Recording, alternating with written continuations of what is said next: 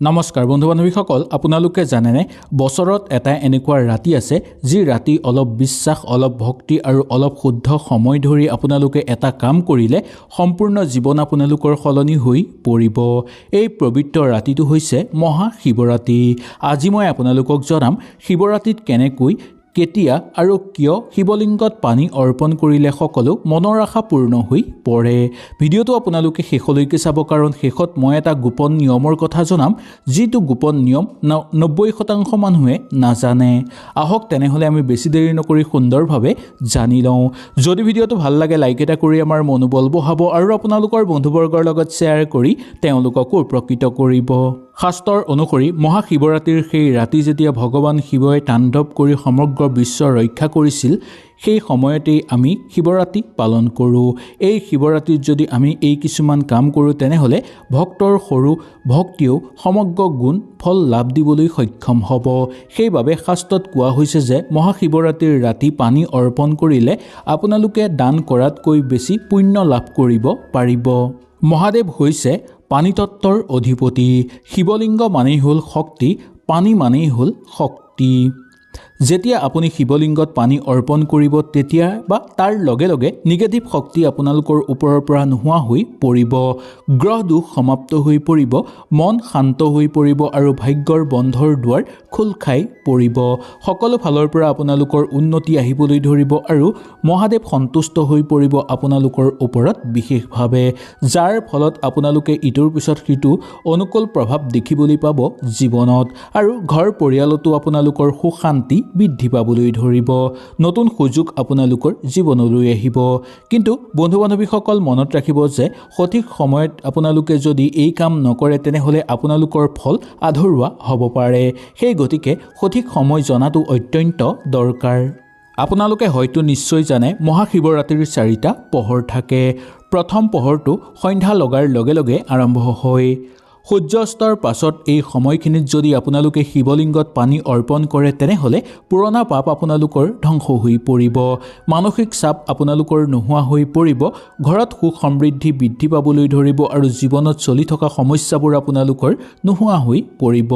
এই সময়খিনিত বিশেষকৈ আপোনালোকে যদি কিবা কাম কৰি আছে, সেই কামত যদি সফল হোৱা নাই, তেনেহ'লে সেই কামতো আপোনালোকে সফলতা লাভ কৰিব পাৰিব। এই সন্ধ্যাৰ সময়খিনি যিসকল লোকৰ মানসিক চাপ আছে, যিসকল লোকৰ আধৰুৱা কাম আছে, তেওঁলোকৰ কাৰণে অতি উত্তম বুলি মনা গৈছে। যদি এই কাম আপোনালোকে সুন্দৰভাৱে কৰিব পাৰে, তেনেহ'লে দেখিবলৈ পাব যে আপোনালোকৰ সকলো মনৰ আশা পূৰ্ণ হৈ পৰিব, আপোনালোকৰ জীৱনৰ পৰা সকলো চাপ দূৰ হৈ পৰিব আৰু গ্ৰহ দোষৰ পৰা আপোনালোকে পৰিত্ৰাণ লাভ কৰিবলৈ সক্ষম হ'ব। দ্বিতীয় পোহৰ আৰম্ভ হ'ব ৰাতি 9 বজাৰ পৰা 12 বজাৰ ভিতৰৰ সময়খিনি। এই সময়খিনিত যদি শিৱলিংগত আপোনালোকে পানী অৰ্পণ কৰে, তেনেহ'লে ধনৰ সমস্যা আপোনালোকৰ সমাপ্ত হৈ পৰিব, ব্যৱসায় চাকৰিৰ ক্ষেত্ৰত উন্নতি হ'ব আৰু চাকৰি বিচাৰি থকা লোকসকলৰ কাৰণেও প্ৰচুৰভাৱে উন্নতি দেখিবলৈ পোৱা যাব। কিবা যদি আপোনালোকৰ ঋণ আছে, তেনেহ'লে ঋণৰ পৰা মুক্ত হ'ব আৰু পাবলগীয়া ধনো আপোনালোকে আদায় কৰি ল'বলৈ সক্ষম হোৱা দেখিবলৈ পোৱা যাব। দ্বিতীয় পোহৰৰ ৰাতি আপোনালোকে 9 বজাৰ পৰা 12 বজাৰ সময়ৰ ভিতৰত যদি আপোনালোকে পানী অৰ্পণ কৰে শিৱলিংগত, তেনেহ'লে দেখিবলৈ পাব যে আপোনালোকৰ ঘৰ পৰিয়ালত সুখ শান্তি বৃদ্ধি পাবলৈ ধৰিব, ঘৰত নতুন চাকৰিৰ সম্ভাৱনা দেখিবলৈ পোৱা যাব। শাস্ত্ৰত কোৱা হৈছে যে এই সময়ত শিৱলিংগত পানী অৰ্পণ কৰিলে মা লক্ষ্মীৰ কৃপা বিশেষভাৱে লাভ কৰিব পৰা যায় আৰু সাক্ষাৎ মা লক্ষ্মী আহি আপোনালোকৰ ঘৰত বাস কৰিবলৈ ধৰিব, যাৰ ফলত আপোনালোকৰ সকলো মনৰ আশা পূৰ্ণ হৈ পৰিব। তৃতীয় পোহৰ হ'ব ৰাতি 12 বজাৰ পৰা ৰাতিপুৱা 3 বজাৰ সময়খিনি। এই সময়খিনি মহাশিৱৰাত্ৰিৰ আটাইতকৈ শক্তিশালী সময় বুলি কোৱা হৈছে।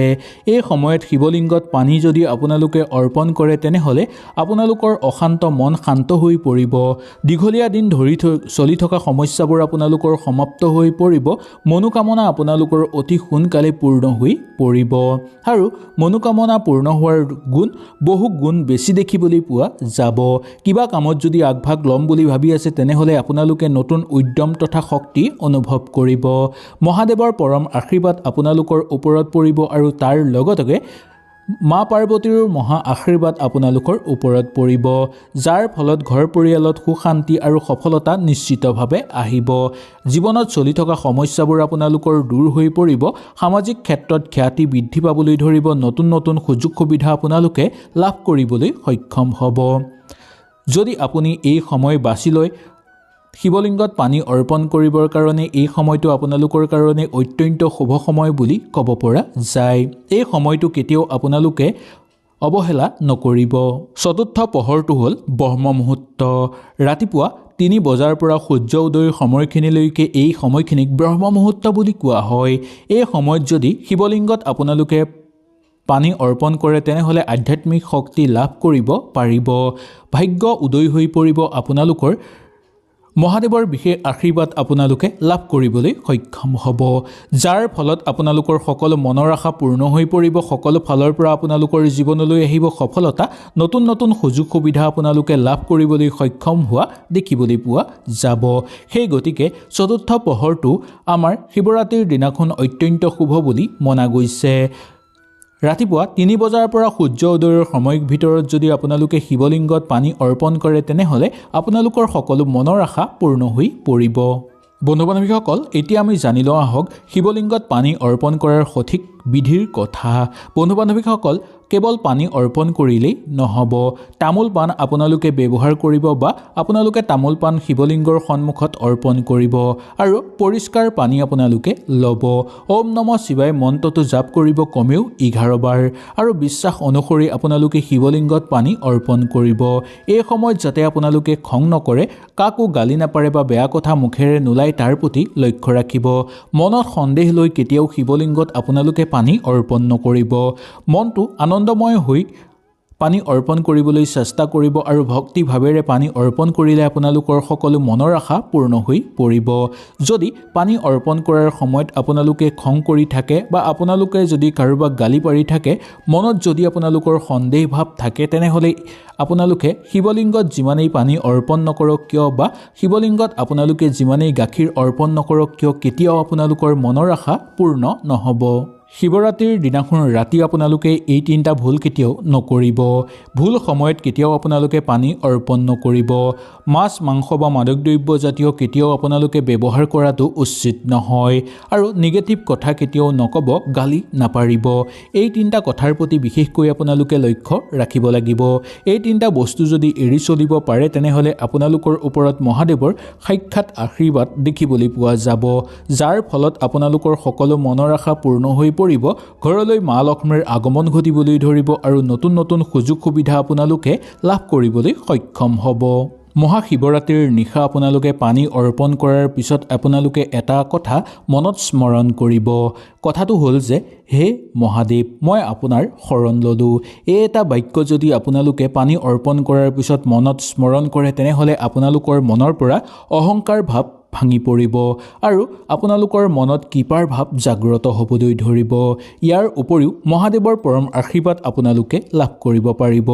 যদি আপুনি এই ভিডিঅ'টোৰ পৰা কিবা এটা শিকিব পাৰিছে তেনেহ'লে ভিডিঅ'টো নিশ্চয় লাইক এটা কৰিব আৰু আপোনালোকৰ বন্ধুবৰ্গৰ লগত নিশ্চয় শ্বেয়াৰ কৰিবলৈ একেবাৰে নাপাহৰিব আৰু কমেণ্টত ওম নমঃ শিৱায় লিখিব। তেনেহ'লে আজিলৈ আপোনালোকৰ ওচৰৰ পৰা বিদায় লৈছোঁ। কালিলৈ পুনৰ আপোনালোকক লগ পোৱাৰ প্ৰতিশ্ৰুতিৰে জয় মহাদেৱ, হৰ হৰ মহাদেৱ।